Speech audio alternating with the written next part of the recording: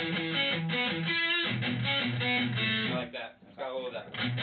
John follows producers in their work, like you might follow directors in their movies. You have to realize this producer has been my favorite guy for years and years and years. So I mean, John's been a fan of his for a long time. I love the work he's done with like Tame Impala, back in the day, Weezer, Pinkerton, and Flaming Lips. And when he first told me, I said to myself, there's definitely a psychedelic side to Baroness. There's a psychedelic side to Dave. This could work out in a really cool way. And I think what he's going to add to it is going to be perfect for what we've written. He wrote us an email and he used like 3 words. He was like alien, like unnatural, and something else. I forgot what he used. And we were all like, okay, that's interesting. Let's see how that works out. It was our first choice, and luckily he's excited about it. we got in here and things started to click, and they clicked very quickly.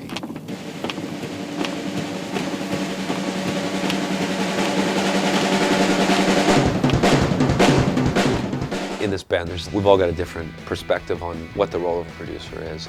Because we all like have an idea in our head. And I think, frankly, that the 4 of us could probably use the skills that we've got and put out something compelling. However, we've got an opportunity and interest to work with somebody who's been part of some of the most sonically adventurous records that I've ever heard. He's done a lot of different kinds of music, so I'm sure he'll have a very wide range of ideas to choose from. I think there was a couple of very obvious ways to go, very obvious directions to go, and very obvious people to work with. We could have gone with a more obvious, heavy producer, but that just seemed kind of a little bit boring. Being that Baroness considers itself an artistic outlet, then we should try to approach each record as its own individual piece of art. And in doing so, I want to lead myself in a unique direction. He is a producer with a track record of unique records. Because there is also a psychedelic side to Baroness, and I think he understands that. As I said, very adventurous records, and that's what I've come to expect out of this band, and that's what our audience has come to expect. We've made a number of subtle changes over the years in order to achieve that. One is we've broadened the scope and palette of sound that we use. I think what these producers hear is a chance to work with somebody who's heavy, but not just a straight-up metal band. 2 is we've chosen producers who don't work specifically within our trend. I don't think he's done a lot of heavier, harder bands. I think it'll be a good combination. His sort of more creative, artistic producing style and our sort of little heavier sound. And then thematically, we're just trying to be ourselves.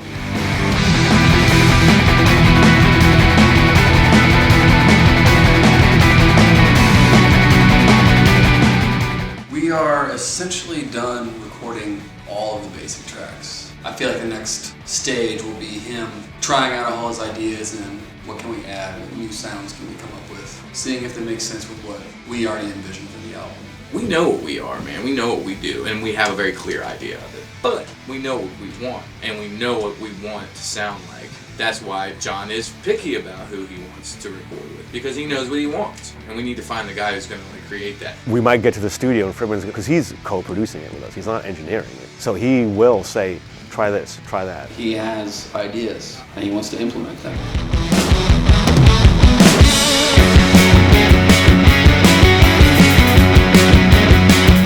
Knee-jerk reaction to changing the song, like what does that mean? Does that mean flipping all the parts inside out? Coloring the sound? Does it mean treating the sonic palette? I mean, the first day we got in here, ran through everything with him. You know, he was like, I don't think this needs to be here. Play the song again without this part.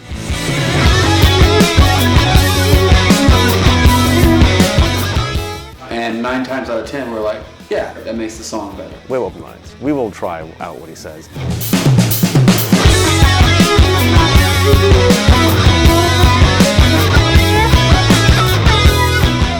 The demos are very accurate depictions of songs.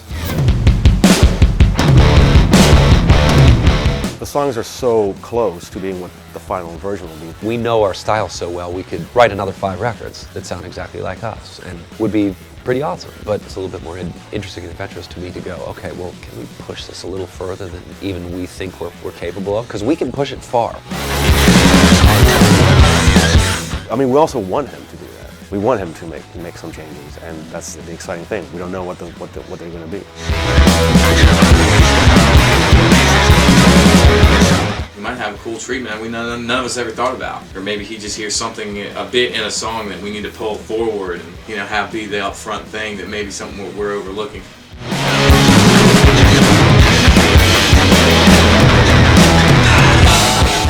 So can we bring in an outside ear to help us deal with the idea of expanding this? I mean, if you look around, the dude has toys and gadgets all over the place. And I think he likes seeing if we can't find some crazy sound that only these weird combination of things can create. We just wanted to add a little bit of spice. He'll drive it in different ways and add different kinds of, I guess it is distortion, but it's also drive, modulation. It makes this sort of like magical fuzz. The songs are intense musically, and then the production adds another level of intensity to them.